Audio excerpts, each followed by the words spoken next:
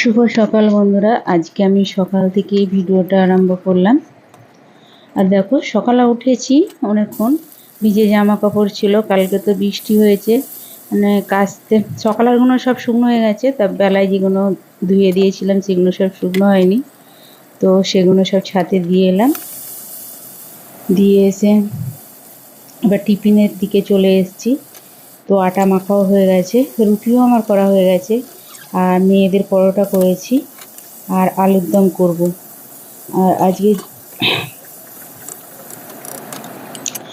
যেহেতু রবিবার, আজকে মাংস হবে না, কেননা কালকে সোমবার আমার ছোটো মেয়ের জন্মদিন আছে, তো কালকে একটু ভাবছি বিরিয়ানি করব, তাই আজকে মাছই করে নেব। তো মাছ আমি ফ্রিজ থেকে বার করে রেখেছি, এখন মাছে এবার বরফ পুরো জমে আছে। তো যাই হোক, আমি আলুটা কালকে রাত্রে আমি কেটে রেখেছিলাম, তো আজকে এসে প্রেসারে সেদ্ধ করে। আর আজকে যেহেতু রবিবার মহালয়া, তো নিরামিষই করব, পেঁয়াজ দেব না, শুধু টমেটো দিয়ে আদা জিরে দিয়ে আমি করব।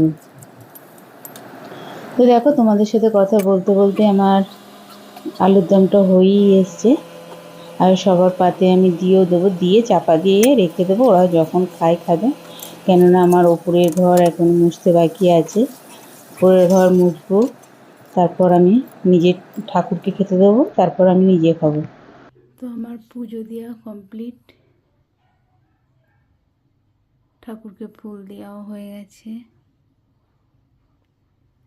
আর ভোলে বাবাকে একটা ওই অপরাজিতা ফুল দিয়েছি। ফুল এখন ফোটে না, কি জানি গাছে, আগে কত ফুটতো, এখন আর ফোটে না। এই সাদা টগর ফুলগুলো কত ফুটতো। আর জগন্নাথকে ওই যে ফুল দিয়ে দিয়েছি।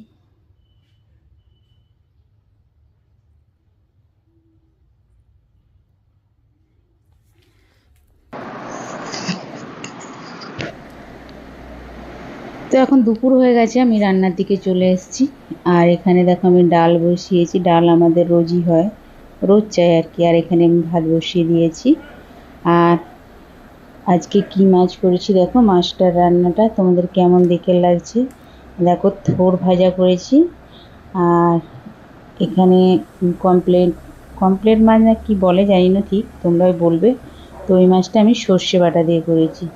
আর পেঁয়াজ আর ওই টমেটো দিয়ে করতাম, কিন্তু যেহেতু সর্ষে বাটাটা ছিল ফ্রিজে, তো খারাপ হয়ে যাবে, সেই জন্য আমি সর্ষে বাটা দিয়েই করেছি। চলো আমার রান্নাগুলো কেমন লাগলো অবশ্যই বলবে।